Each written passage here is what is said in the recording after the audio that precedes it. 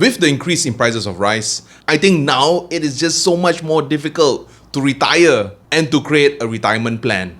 And these are the reasons why. Number one, it is so much more difficult to budget. And why do I say that? Basically, when doing our budgeting, we normally break our expenses based on needs versus wants. And right now, food is something that we need to consume on a daily basis to survive. And rice is a staple over here in Asia. If there is an increase in prices of rice, every time when we consume rice, this would basically mean that we are spending a little bit more with the increase in prices for rice, which makes it much more difficult to save. And when it's harder to save, this will basically translate to a smaller retirement fund in the future. Secondly is the drop in purchasing power. Ever since governments all over the world started lifting the lockdowns, we could see that the prices of food, fuel, and even electricity has increased quite significantly.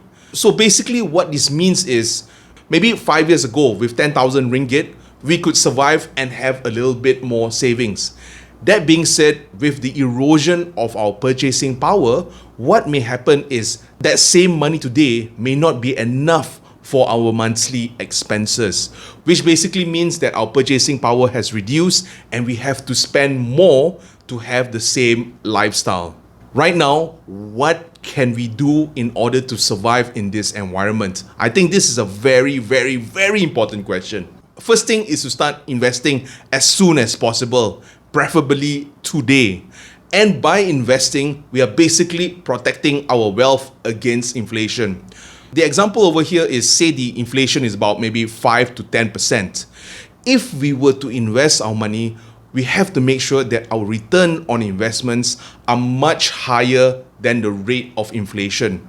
Say if our return of investment is 20% and the inflation is about 10%, that 10 extra percent is where our money is outpacing inflation, and this is where we are building our wealth. The second thing which I highly suggest is to start creating another source of income. Over here, with the technological age, we can do almost anything in order for us to make some extra income. And for instance, myself, what I'm currently doing, since I love to talk, since I love to share, is that I record myself teaching certain courses and I put it on educational websites. Over here, every time when someone buys that particular course, what will happen is that I will get a small little incremental income.